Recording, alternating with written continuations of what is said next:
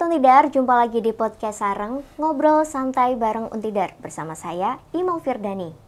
Dan Sobat Untidar, pada episode kali ini kita kedatangan narasumber yang sangat spesial karena menjadi salah satu kepala atau ketua dari unit pengelola usaha atau UPU Untidar yang baru saja diresmikan pada tahun kemarin nih Sobat Untidar, tepatnya pada pertengahan di tahun 2024, yaitu bersama Bapak Jalu.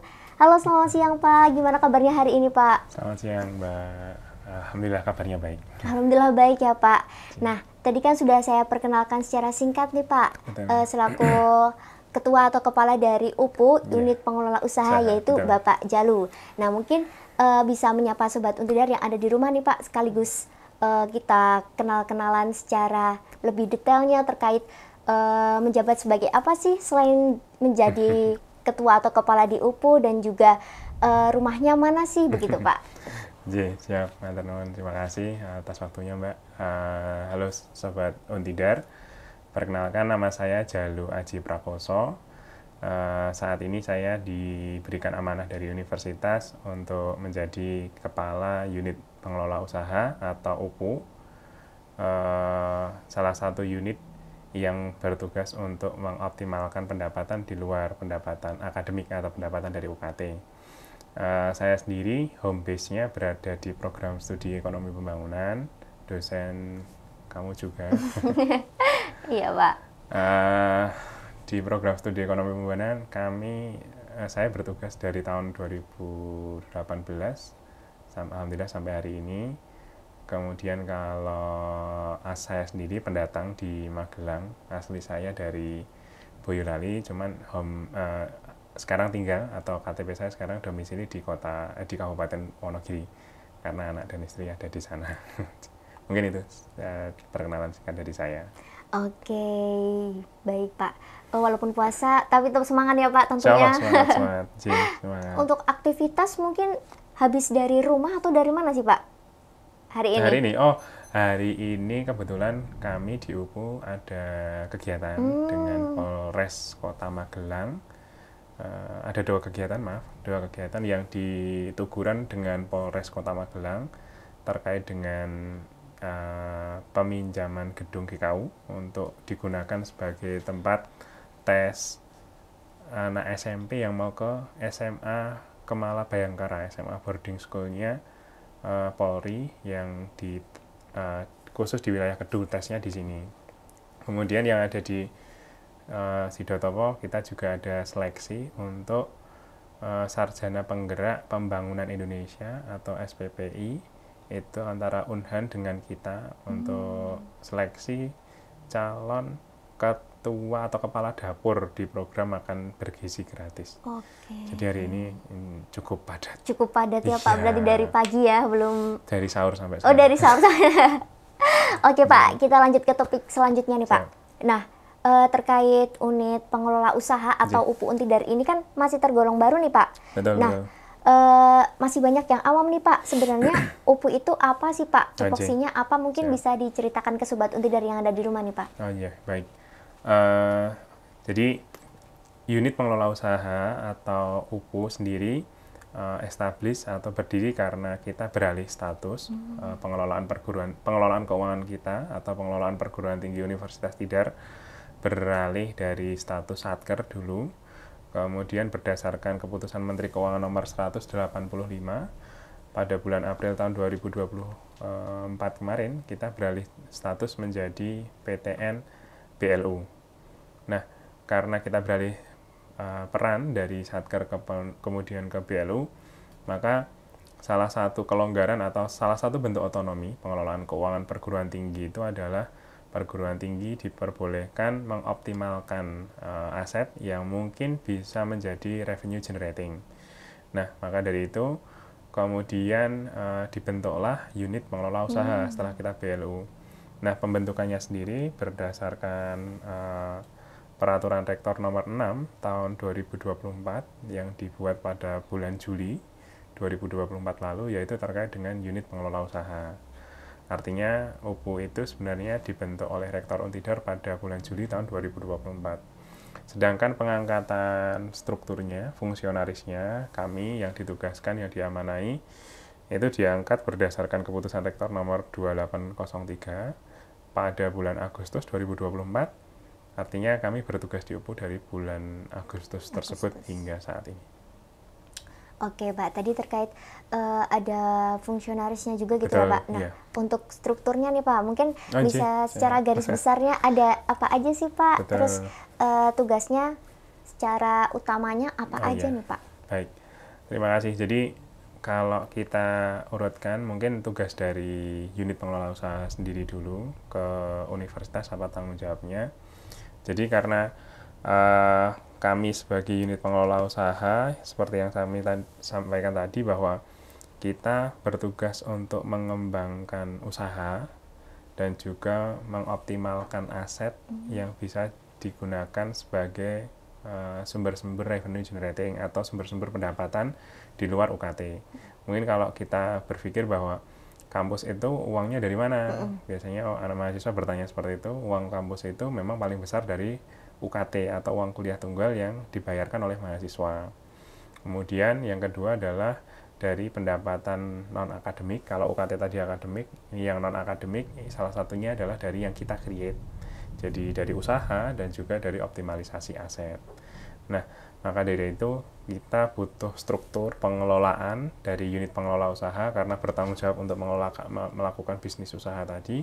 Kita butuh yang namanya ketua, saya sendiri, kemudian ada sekretaris 1, kemudian ada PIC, person in charge-nya itu sesuai dengan unit usaha yang kami lakukan. Jadi ada 4 PIC di tempat kami, kemudian 2 tenaga kependidikan. Jadi struktur kami ada kepala, kemudian sekretaris, kemudian ada PIC atau mungkin manajer usaha, ada 4 manajer usaha dan juga 2 tenaga kependidikan.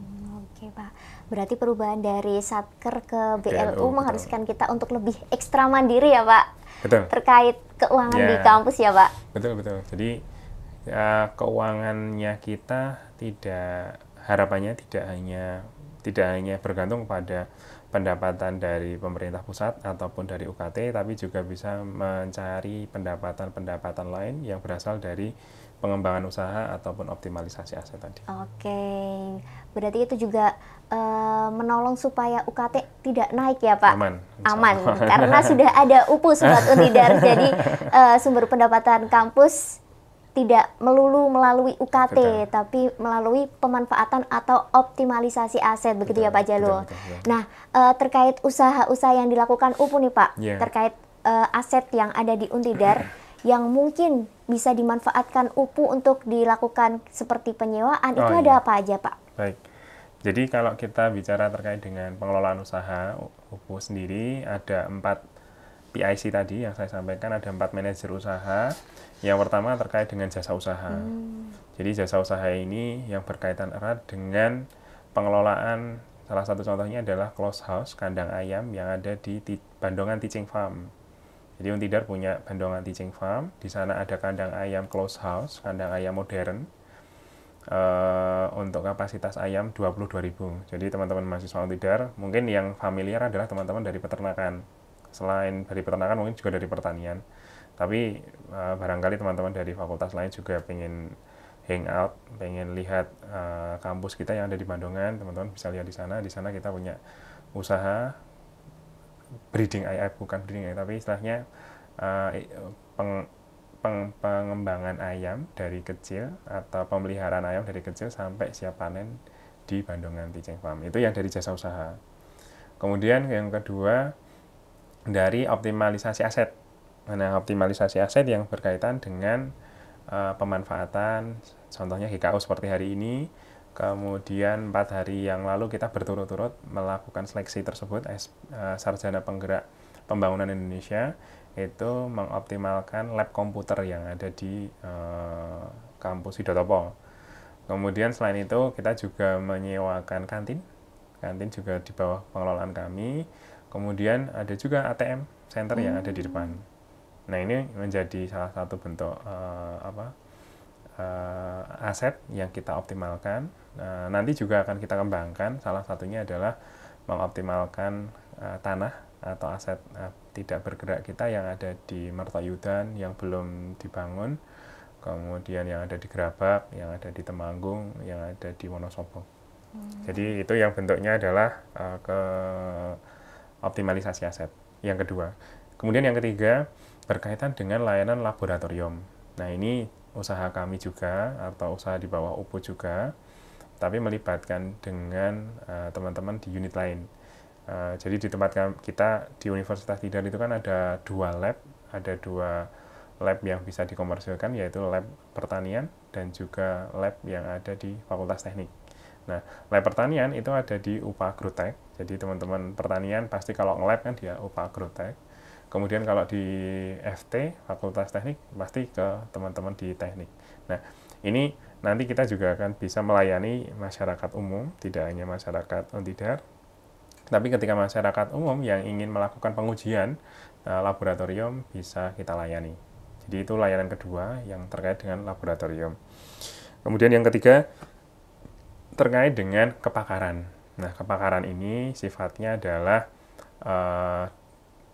tenaga kependidikan ataupun dosen ataupun tenaga kependidikan benar yang mempunyai mungkin minat atau mempunyai relasi terkait dengan pekerjaan-pekerjaan yang berkaitan dengan spesialisasi di bidang mereka.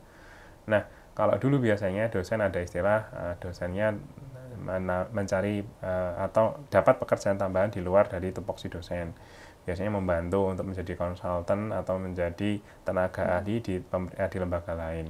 Nah, untuk itu jika ada dosen ataupun tenaga pendidik atau tenaga kependidikan yang memiliki pekerjaan di luar itu juga bisa menggunakan atas nama lembaga kita, yaitu Universitas Tidar, untuk melakukan kerjasama dengan mitra. Jadi kepakaran ini kita bekerja sama dengan mitra lain atau dengan lembaga lain yang melibatkan sumber daya manusia kita. Jadi ada 4 itu yang menjadi aktivitas usaha kami.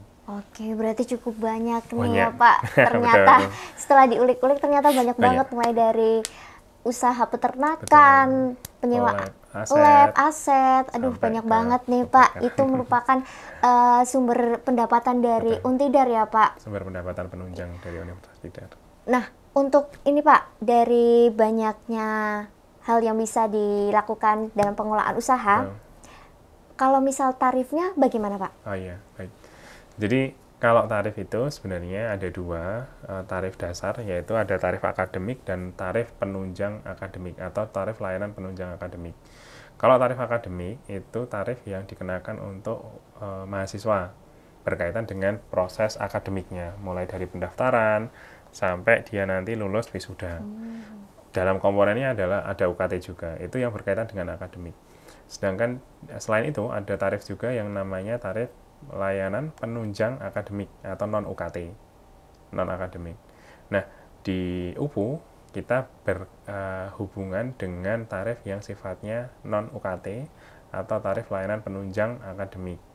Nah, di tempat kami untuk tarif layanan saat ini sudah ada di rektorat, artinya sudah ada daftar tarif yang nantinya akan bisa kita pungut atas layanan usaha ataupun layanan optimalisasi aset yang nanti dikelola UPU.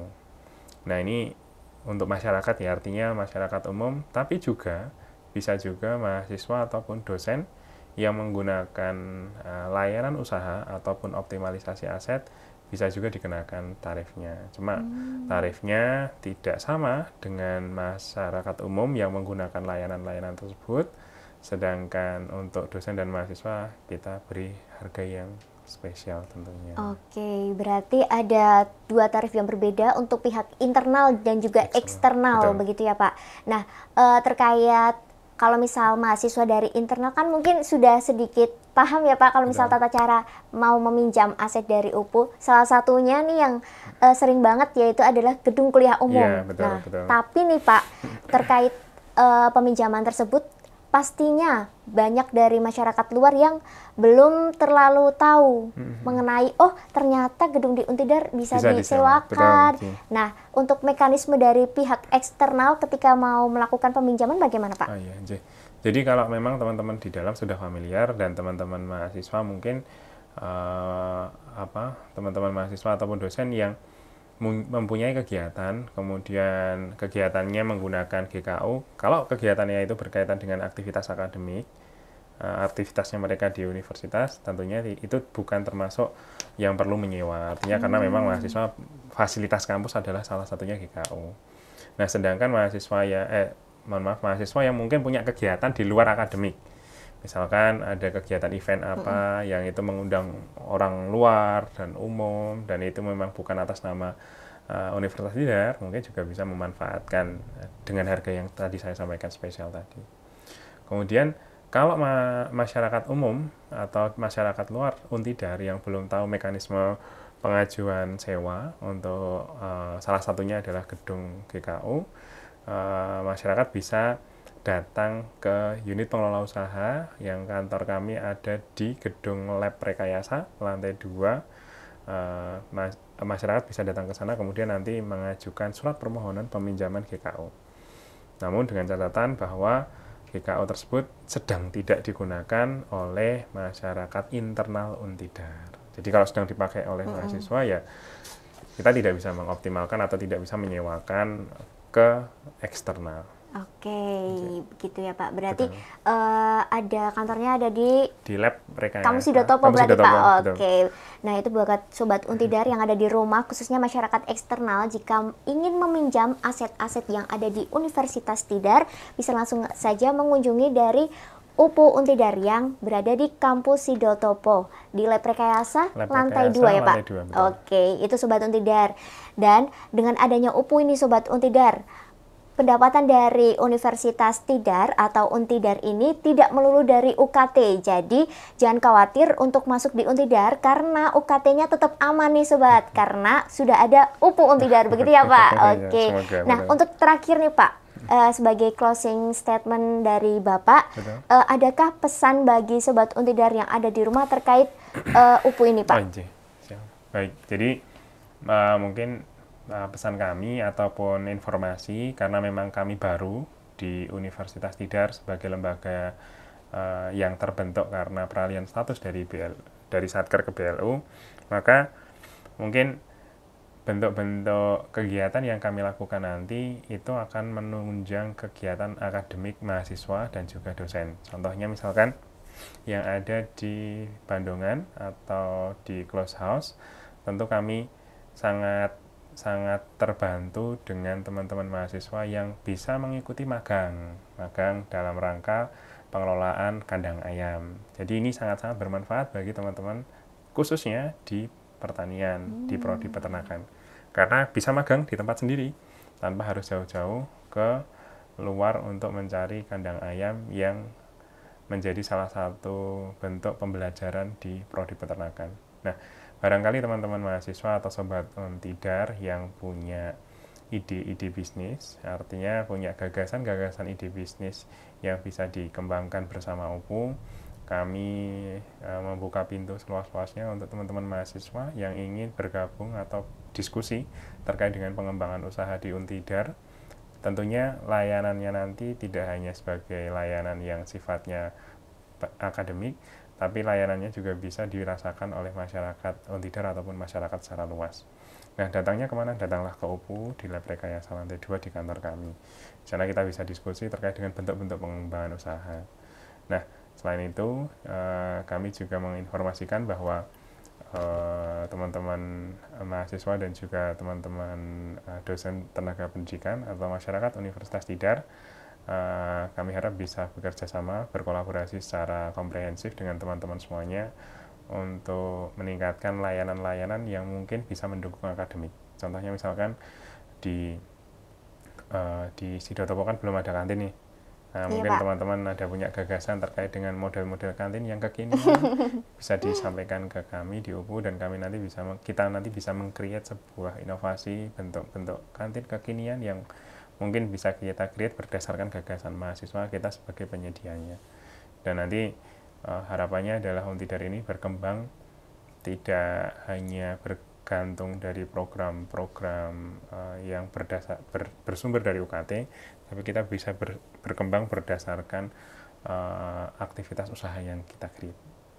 Oke, baiklah itu closing statement dari Pak Jalu, Sobat Untidar. Nah, bagi mahasiswa nih yang punya ide-ide cemerlang terkait apa sih yang bisa digunakan buat usaha bagi Universitas Tidar atau bisa kolaps begitu ya Pak. Nah, itu nanti langsung aja bisa datang ke UPU Untidar, nanti bisa diskusi-diskusi lebih lanjut mengenai ide-ide kreatif kalian Sobat Untidar. Dan mungkin terima kasih Pak Jalu sudah berkenan hadir di podcast Sareng kita pada hari ini. Dan itulah Sobat Untidar podcast Sareng kita pada kali ini. Sampai bertemu lagi di podcast Sareng berikutnya. Sampai jumpa. Terima kasih.